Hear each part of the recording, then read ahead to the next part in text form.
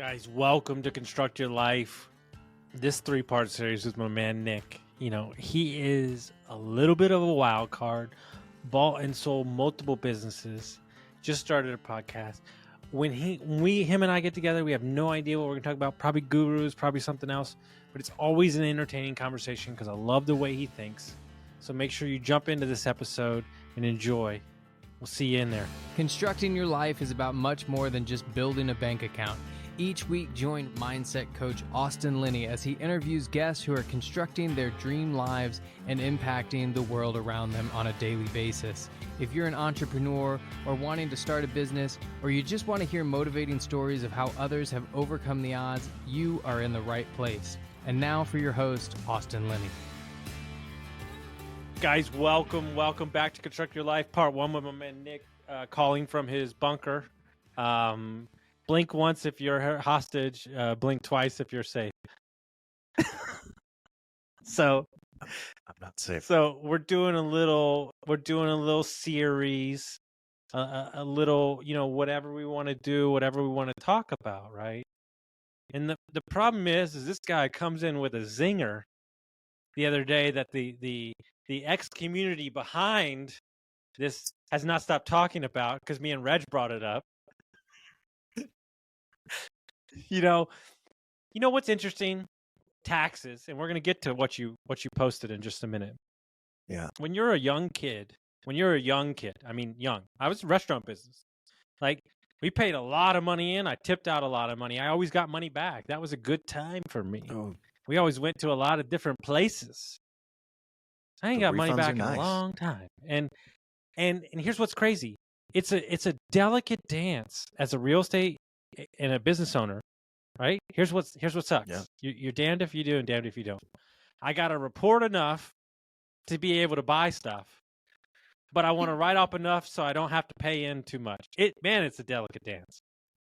Yeah, it freaking sucks. And I was so pissed. It was partially my fault. It's partly my fault because we sold a business mid-year. I should have done. And we're going to unpack that. And we're going to unpack that. But we're going to unpack that because we're going to turn it into a tactical episode because we're skilled operators and there's always a good in it. I like that. But basically his post went, I've paid more in taxes this year than you pressure washing business owners do in top line revenue. And it was so gangster because here's what sucks, right? You asked the other day also on the back of this, how do you represent your company? Like, do you say employee count, revenue? I changed my mind just now. You should say how much you paid in taxes. That could be one way. I usually don't post stuff like that because I don't want to be an a-hole, but I was just so pissed I had to write that check. Oh my gosh, I was so pissed. Mainly at myself, but and walk us through how you got here because here's what I think, right? As I get older, there's things that I don't think about, meaning a will, like a trust, these things that you don't plan for. We all act like we haven't had to pay taxes every year, and then it shows up and we're like, oh, there's this thing that we have to do, and it's the same thing every year. How did you get to a part where you had to write too much? Did you know about the business you sold? Was it a timing thing? So here's the basics of it. When you're a W-2 employee, you have your taxes taken out automatically, for the most part. You get to the end of the year, you file your taxes. There are some deductions. Maybe there's a mortgage interest deduction or student loan payment interest deductions, or some other things that you can write off. Maybe you have a car for work. But by and large, by the time you get to tax season, you're either getting a decent refund or maybe you have to write a little small check. Well, when you own a business and you're not a W-2 employee, you get these things called K-1s.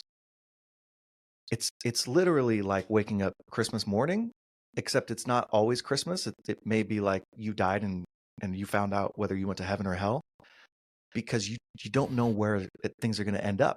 You know what I mean? Like you could get to tax season and you're in a great spot, or you get to tax season and you're like, I have to pay how much to who? So the problem is last year I sold a business and the way that taxes work is you can accumulate losses over a period of time. Well, this business had been losing. It sold. It turns out I had been taking some losses in previous years because I had other gains in previous years. And so the losses that I thought I had were not actual real losses. And I didn't do good enough tax planning at the time of sale to make that determination. I didn't go to my CPA. I should have gone to my CPA. My estimate was like, oh, okay, this makes sense. This is about my basis. This is what I'm getting. Oh, I'll net out to zero. Well, when I get my K1 to my accountant and he looks at it, he's like, oh, your basis wasn't, X, it was a quarter of that. And guess what? The delta you've got to pay in taxes. So there's a million things I could have done. I could have put that money into an economic opportunity zone and defrayed the cost defrayed the expense for years. I could have bought real estate and accelerated the depreciation through cost segregation. I could have invested in another business and written that off. Like, there was a million things I could have done, but here I am in freaking April looking like an idiot and got to wire this 6-figure check to the IRS. My wife was like, she looks at me and she's like, how did we not know this? And by we, I mean you. I'm like, oh my gosh. It was great. It was a great conversation. Wow. Dude, hey, let me just tell you something right now. That hurts worse than wiring the money. Yeah. Yeah, dude. It's freaking terrible. Pissed me off. So then I wake up and I'm like, you know what? Screw it. For all you freaking Twitter bros out there who are posting about your course of how to get somebody to $30,000 a month with their remote cleaning business, I just paid more in taxes than you're going to pay in top line revenue, or than you make in top line revenue this year. You're welcome. I probably shouldn't have fired it off, but it was from the heart. I just want you to know that it was from the heart. Guys, let me take a minute to tell you about my buddies over at Lead Hub, Ben and Aaron, the best humans I know. Not only are they amazing at marketing for trade companies, but Ben started his HVAC company in his garage, sold it for multi-million dollars. So when this guy talks, I listen. When we took over Dietz Mechanical, we had 22 reviews in 22 years. In 7 short months, we went from 22 reviews to 107. We went from a 4.2 to a 4.7. We tripled our Facebook presence and we tripled our calls. If you're an HVAC, plumbing, electric, landscaping company, and you're looking for a no BS approach to marketing, you're looking for people who have done it before, you got to go to leadhub.net. Well, what's interesting, right, is when you're young, right? I'm 41 now. By the way, I want to tell you, I was on a plane with a high school senior last week flying to Palm Springs. He was visiting his grandmother. I told him my age. He said, you look amazing for 41. I'm taking that to the bank for the rest of my life. I mean, it was nice, man. I said, I stopped what we were talking about and I said, thank you. Was he blind? Like, you have no idea. Did he? See, guys, no respect. Just no respect. No, listen. People think, and I'm dead serious because I'm one of them, okay? Just so we're clear. People think that a CEO's job is fun. Let me explain something to you. I spend 90, and I'm not even a CEO anymore. I spend 99% of my time talking to lawyers and insurance people and CPAs. Yeah. It really is the stuff that nobody wants to talk about that is the most important part. Perfect example. We had fraud in the business that we bought, and we bought a bunch of one-time expenses in vehicles. I asked the CPA, should we take the hit and just all at once in 1 year? What'd they tell you? And then build up from that? And he goes, yeah. Yeah, he said, take it all, just take it, So we're taking it all with, explained out bonus depreciation and the sellers. So there's a lot of different things to consider, right? But the laws in Pennsylvania, when you sell a business, are different. If they're owner financed out, which it is 100%, he still has to pay capital gain tax in the first year. Yeah. So each state is different. I'm not saying that you need to go out and study all this, but dude, this is where you get caught. And this is where I think most people mess up personally. Hey, you want to know how stressful our job is? Okay. What's the most famous executive position in the United States? It's the President of the United States. Go and do a side-by-side of Barack Obama when he got into office and Barack Obama leaving office. Do the same thing with George W. Bush entering office and George W. Bush leaving office. They aged like 17 years in that period of time because it's a stressful job. That's what freaking running a small business feels like. I like look at myself even 2 years ago and I'm like, man, who was that young whippersnapper? I like weathered at this point. It's just stressful. It's stressful.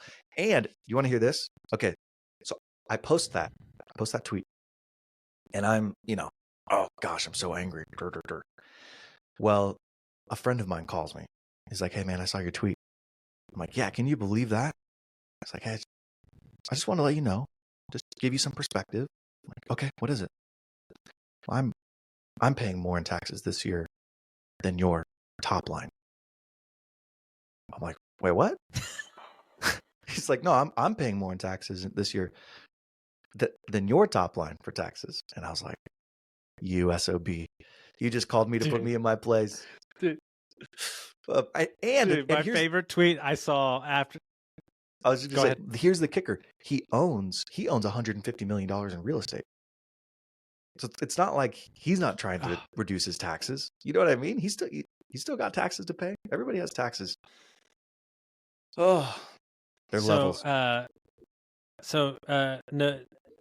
it Nevia or whatever that big company, the multi-billion-dollar company? Mm-hmm. Their stock went down, and they lost like $218 billion in one day. Oh, Nvidia. And Elon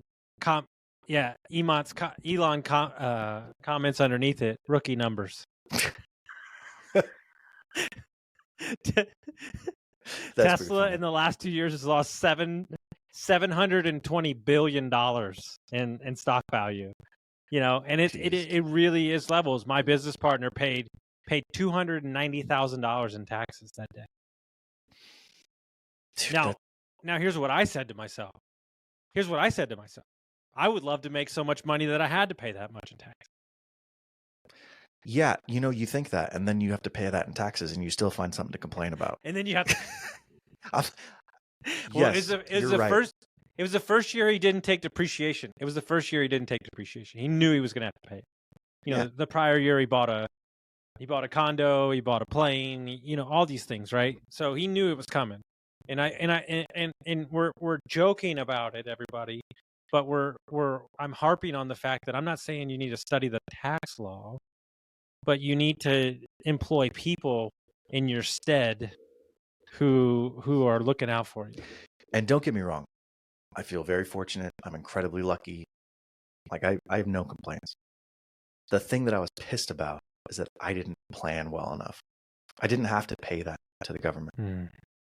I didn't have to, and I did have to because it was my own freaking fault for not doing the tax prep. So that's what I was pissed about. I don't mind paying taxes. I love this country. Well, you know what's interesting about life? Many lessons we have to learn over and over again. I find that money lessons only have to be learned once. I heard this really good quote. Stupid people make the same mistake over and over. Smart people make a mistake once. Right? It's like we all make the mistakes. It's just whether or not you learn from it and actually do something different the next time. So I agree with you. Money mistakes is a one-time thing. All right, guys. So remember this. Talk to your CPA. If your CPA doesn't know what appreciation is, get a new CPA. This is the truth. We'll see you next time, guys. And share it with a friend.